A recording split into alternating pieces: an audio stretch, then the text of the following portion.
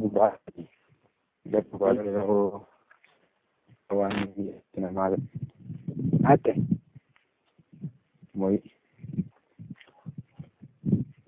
Hello. mo'itu akka waan inni miidhametti namni natti bilbilee jetta. Natti ani nageenye hin beeku siidhi cufi. Maanni wantichi? Ate. Maalidha wantichi? Torban darbee ture. Eh. Iccitii maan qabachuun dhiise. Kannicha waan isaa maatiitti bilbilanii jiru. Maatiitti bilbilanii jetta wantichi.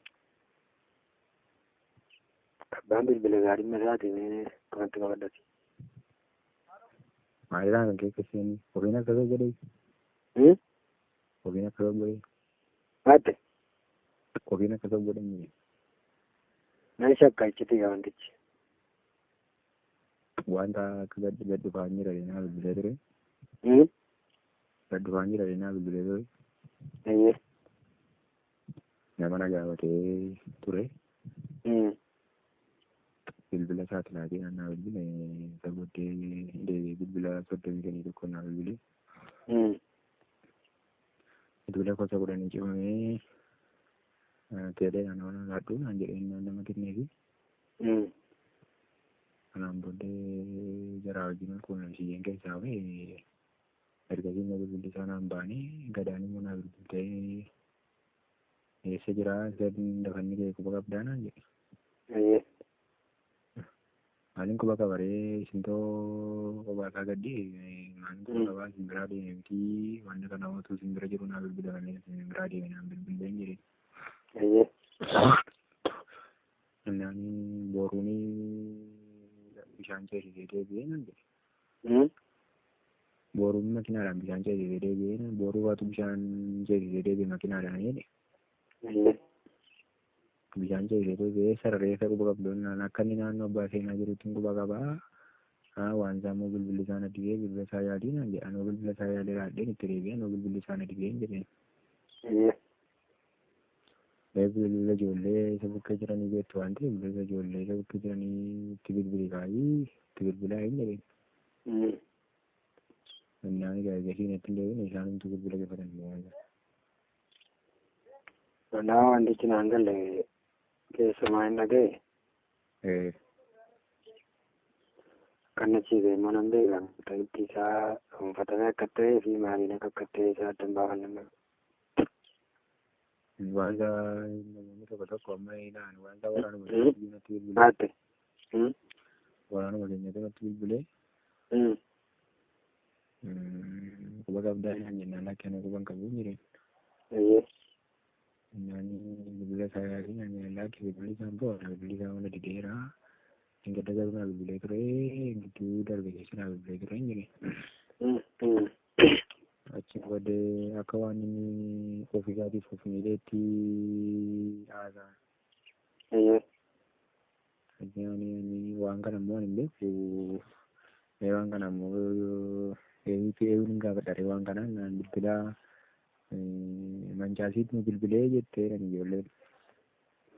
Mancaasii dubeettaa egaa waan akkasii kana kanuma sanaa dhagaa wantichi iccitiidha. Nama ta'eetu amma ammaa naan gallena akkamittiin isaa. Maanni wantichi kana kadhachuun rakkisee beeku wanticha kun siistarii isaatti bilbilanii. Siistariin isaanii immoo silaatu bilbila koo qabaatanii naa bilbila turan bilbila koo isa duraa immoo bilbila hojjechuuf hin jira. Isa hoo kallattiidhaan gibbii siistariin sun galtuutu namni naa bilbila isheenii. Gibbii siistariin sun itti galleessee gibbii siistarii kana kireessitee jirtu isheen keenya kana wajjin addunyaadha. Isheetti isheen naa bilbilee akkas naan jedhee akka nama quban qabu namni natti miti immoo nan sobu jetteedha. Namni natti immoo nan sobu jetteetu ijoollee bira finfinnee deemaa jirteedha. Yeroo baay'ee gurbaan isaaf beeku taata. Waan qorichatti bareechanaafis jiraachuun adda ta'e beektaa. Qoricha baay'ee. Qoricha siree maraa adeemsiti jedhan tokko bareedee diroo maal jedhamsa. Maal godhu see maal godhu? Yeroo madaa waraannatanii isaanii ciisanii. Ishee baree? Ishee baree? Namarree ishee bareedee malee socho'uu hin danda'u. Yeroo deemu ishee waraannatti socho'a? Eeyyee. Isheen immoo namatti goomsiti moo? Miti ishee malee yaaduu socho'uu hin danda'u miti. Sanaaf immoo ijoolleen mufattee ijoollee walii galuu irratti fakkaata. Aareera sanaa immoo beektaa natti fakkaata. Sababa qorichatti malee hin dandeenye moo? Eeyyee. Ishee. Jaarsi ishee meeqa gorsee dadhabee dhiisee.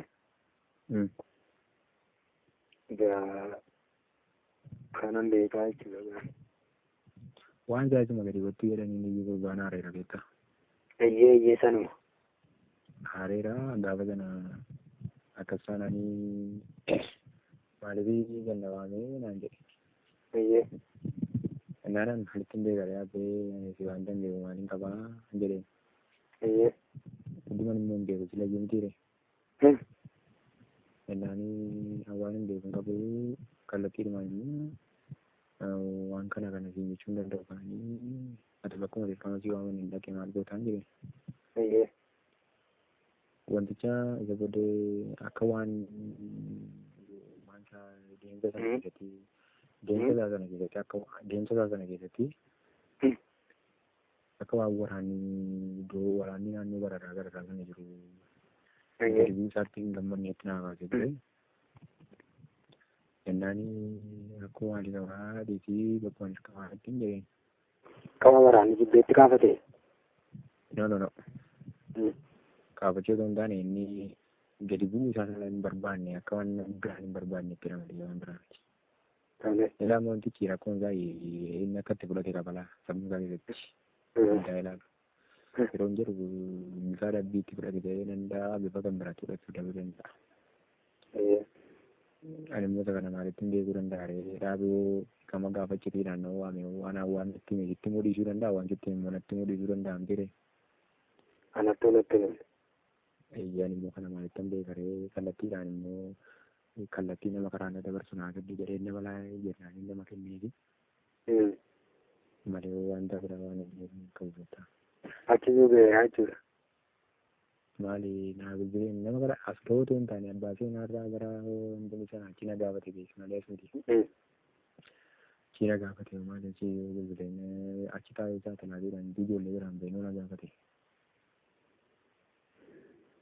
Ijoollee biraan deemnee kan na gaafatetti yoo gadaanaa bilbilee na gaafattee isin eessattuu kan jirtanii isin hin jedhee. Duukaa jirti jedhaan. Duukaan jirtu waan naannoo bishaan duukaan jiruutti. Akka duukaan jiraanii maal gaafatte reefinta qabaatu dhiisanii maamee akkamitti akka jettu ani booda sana gaafadha maal akkamittiin akkas godhanii yookaan immoo nama bilbila isaa qabdan jiran keessa wajjin hin argitanii eega kana kennuu dirqama ta'eetiin jedhe. Naanii innoo akkamii gara godaatti gadi bu'aa jiru natti mee. Inni sigaa kanaaf waame kanaaf sana ta'ee naan hin kennee. Nyaata bira malee waan biraa waan quba qabu hin qabu beektaa wanti jirratti. Anis quban qabu beektaa. Ergasii yoo naagalaan jirtu waan waaqayyoo sichi calalamtu jedhee karaa namoota adda addaa dubbatu kanaaf takka bitatti galateetta. Lafitti nu hennu kan biraa lafi nu ilaalu kan biraa. Egaa amma deemgatti kan gaachan ilaali inni kan ilaali kan gaachan itti bataan argu beektaa. Amma immoo kanaa egaa achi deebitee gaafa laaltu waaqayyo sitti ta'ee inni itti dubbatee sichi ni injifattu garuu calalli jira waan waaqayyo jedhu sanatu na sodaachisa beektaa. Wanti jedhu buna nama biraachisa beektaa. Kana jechuun dandeenyu beektaa waaqayyo gaa kallattiitti nama laalu qaban jedhe. Anis matuu bitanatti galaa gubbaa sanallee waan akkasii tokkotu jira beektaa waan xiqqoo ishee bishaan bilbilarraa badee iccitiidha garamatti ni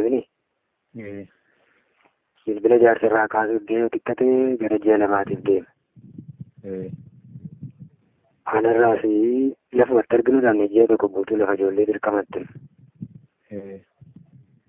Isa booddee ijoolleen walitti dhuftee Wallagga ba'aa kophaatti Shaambuun immoo kophaatti qooddee garasii tarkaanfii garanaa tarkaanfii akka quunnamu qindaa'e gamatti immoo akka eenyuun daandiin quunnamu qindaa'e. Ergasii booddee jaarsi ijoollee wal quunnamanii jedhee ajaja kana dabarse. Sagalli bilbila keessaa badee ijoolleen furmaata dhabdee saamichi ajjeechaan Shaambuu keessatti inuma guyyaatti nama du'aa oolaa birriin namarraa guuramaa oolaa namitti iyyatan nami tarkaanfii fudhatu nami qajeelchuun ni gabeetta. Kanaan kan wal qabatu jaarsi ijoollee ajaja kennuu dhiisee ijoolleen akka wal quunnaman immoo qajeelee jechuudha. Inni immoo reefuu lafa inni tufe hin beeknu gaa bilbila keessaa ji'a tokko ol badee amma immoo akkasii takkannaa hin jiru bilbila kaasuu barbaadu feetta. Bilbila si bilbilee sa'aatii lamaa ol yoo turretti jirtu malee kaasuu dadhabee cufuu dadhabee jira waanuma haasa'u wallaalee jira jechuudha.